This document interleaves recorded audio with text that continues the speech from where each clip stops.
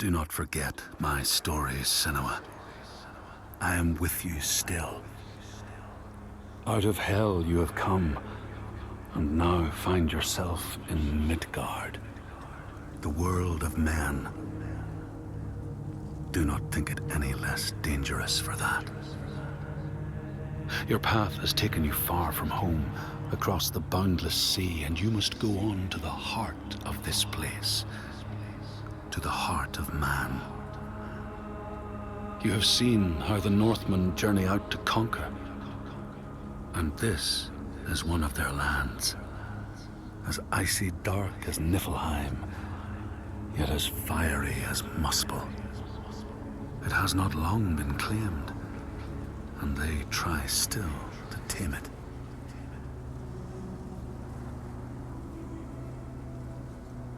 The Skald's verse speaks of a man called Grettir the Strong.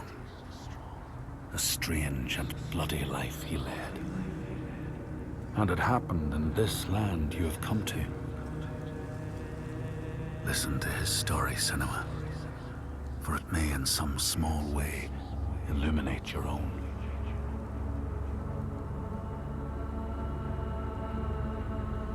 The Skalds say that in Grettir's time, a nearby farm was plagued by hauntings. A shepherd called Glamour was killed by some evil force, found dead in the snow, bloated and black.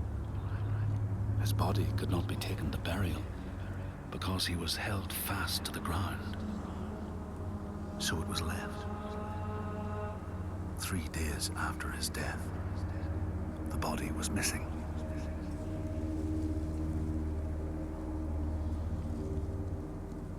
The Skalds tell how the revenant Glamour roamed the settlements, terrifying all those who lived there. Each one he killed, in turn, rose to walk beside him. Thus, evil begets evil. But the man Grettir was proud and overbearing, and thought the Droiger no match for his strength.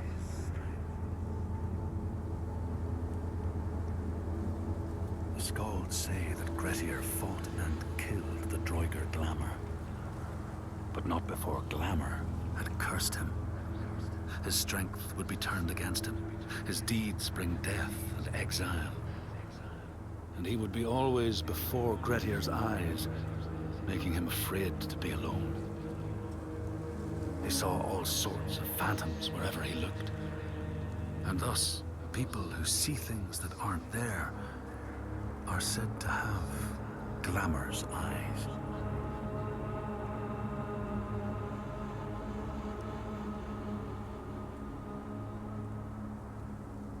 The Skalds tell how in the time of Grettir's kinsman Thorgrim, there was a terrible famine.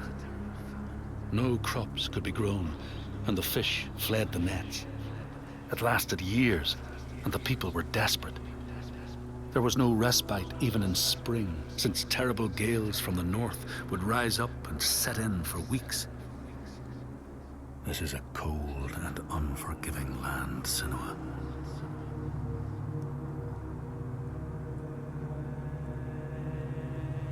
In the time of famine, at the place known as Rifskar, Thorgrim found a huge finback whale, beached and dead. His neighbor, Thorfinn, had already found it and was in the process of flensing it. But Thorgrim claimed it as his own. Thorfinn said he would not give it up without a fight. If that's what you want, Thorgrim said, let it be so. And he launched a blow at Thorfinn, cutting off his head in one strike.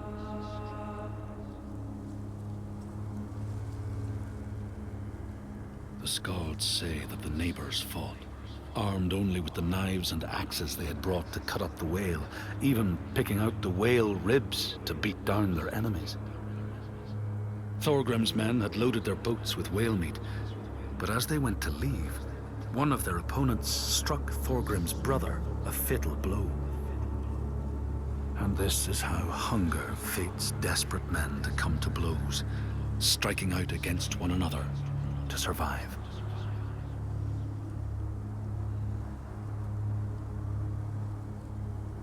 The Skalds speak of the time Grettir, traveling with some others, ran into rough weather and docked their boat on an island.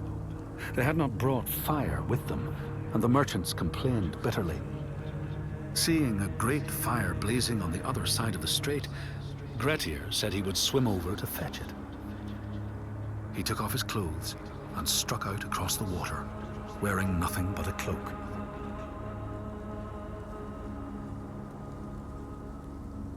When Grettir came to the farm where the fire was burning, all was peaceful. By the time he reached them, his cloak was frozen stiff, and he looked like nothing more than some huge troll. The frightened farmhands struck out at him with the first things to hand, the burning logs from the fire. Grettir fought them off and got the fire he sought. But the sparks from the logs spread fire all over the house, and nobody survived the blaze.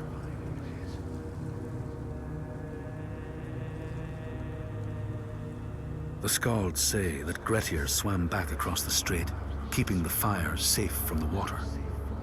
His friends applauded Grettir's bravery, but when word spread about the massacre at the farm, people took against Grettir. Nobody wanted anything to do with him, and when the news reached the Althing in the summer, Grettir was pronounced an outlaw. All doors would hence be shut to him.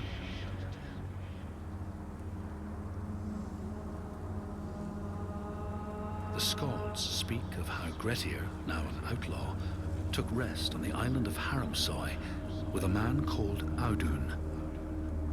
Grettir saw a great yellow glow like a fire rising from the ground.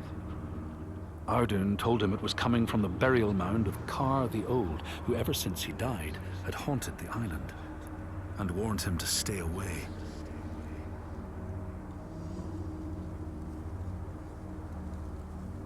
The Skalds say Grettir wanted the sword that was buried in Karr's howe, and would not be deterred from seeking it. He broke the mound open and started digging until he reached the timber props. By this time it was night. Audun warned him again not to continue, but Grettir threw down a rope and went inside the mound.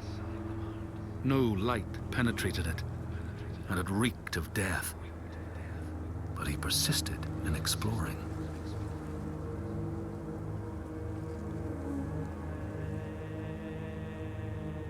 Grettir found the sword he was seeking, Karr's loom, buried in the grave mound.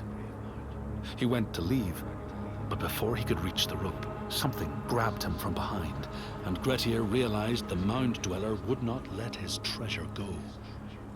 The two fought ferociously until Grettir got the advantage and chopped off the revenant's head.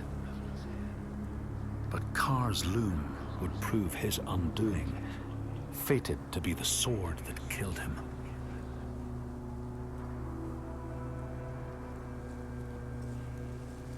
The Skald's verse tells how Grettir made many enemies with his proud and overbearing nature. Always quick to anger, his strength and fighting prowess meant that even the most trivial of quarrels met a fatal end. The kinsmen of those he killed or maimed were angry, and because he was an outlaw, no one was allowed to help him.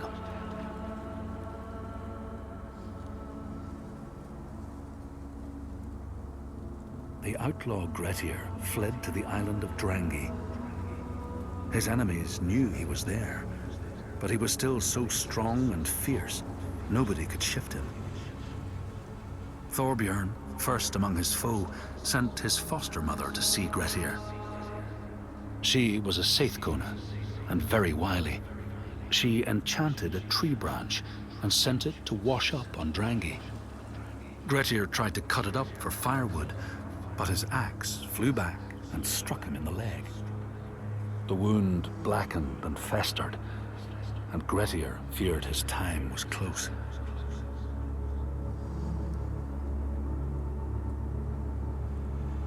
The Skalds say Grettir, wounded by Seithr, was now so weak it was possible for his enemies to defeat him. Under cover of night, Thorbjorn and his men attacked his shelter.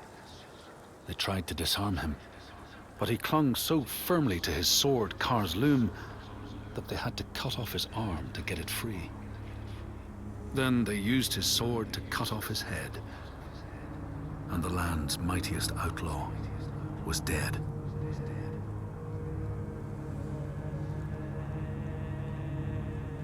As the Droigar glamour had predicted, all Grettir's brave and fine deeds brought him misery. So fate makes prisoners of us all. But it was Grettir's nature that made him fight the Droigar, and Grettir's nature that led to blood feud and exile. So what is truly our prison, Senua? Is our path ordained, and we powerless to change it? Or do we blame uncertain powers for what we ourselves ordain?